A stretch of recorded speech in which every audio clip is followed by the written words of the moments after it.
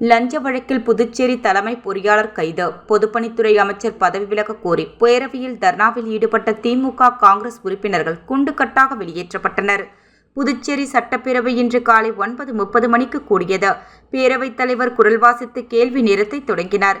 அப்போது குறுக்கிட்ட எதிர்க்கட்சித் தலைவர் ரா. சிவா, லஞ்ச வழக்கில் புதுச்சேரி தலைமை செயலருக்கு இணையாக பணியாற்றிய பொதுப்பணித்துறை தலைமை பொறியாளர் தீனதயாளன் உள்ளிட்ட அதிகாரிகளை சிபிஐ கைது செய்துள்ளது.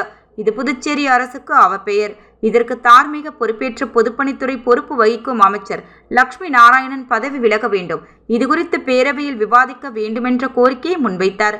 அதற்கு பேரவைத் தலைவர் அனுமதி மறுத்தார். இதை கண்டித்த எதிர்க்கட்சித் தலைவர் ரா. சிவா, துணைத் தலைவர் AMN நாஜிம், உறுப்பினர்கள் அனிபால் கென்னடி, ரா. செந்தில்குமார், எல். சம்பத், நாக தியாகராஜன், காங்கிரஸ் கட்சி தலைவர் வைத்தியநாதன், ரமேஷ் பரம்பத் ஆகியோர் பேரவையின் மைய மண்டபத்தின் நடுவில் அமர்ந்து தர்ணாவில் ஈடுபட்டனர். அப்போது பேரவைத் தலைவர் தர்ணாவில் ஈடுபட்டவர்களை குண்டு கட்டாக வெளியேற்ற சபை காவலர்களுக்கு உத்தரவிட்டார். பின்னர் சபை காவலர்கள் தர்ணாவில் ஈடுபட்ட திமுக மற்றும் காங்கிரஸ் உறுப்பினர்களை குண்டு கட்டாக தூக்கி வெளியேற்றினர். இதனால் அவையில் சிறிது நேரம் கூச்சல் குழப்பம் ஏற்பட்டது.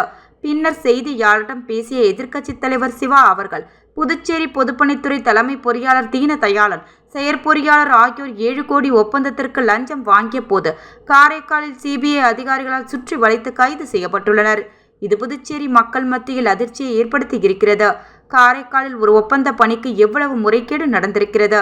தலைமை பொறியாளரின் பணிகாலத்தில் மேற்கொள்ளப்பட்ட பணிகள் அனைத்தும் ஆய்வுக்கு உட்படுத்தப்பட வேண்டும்.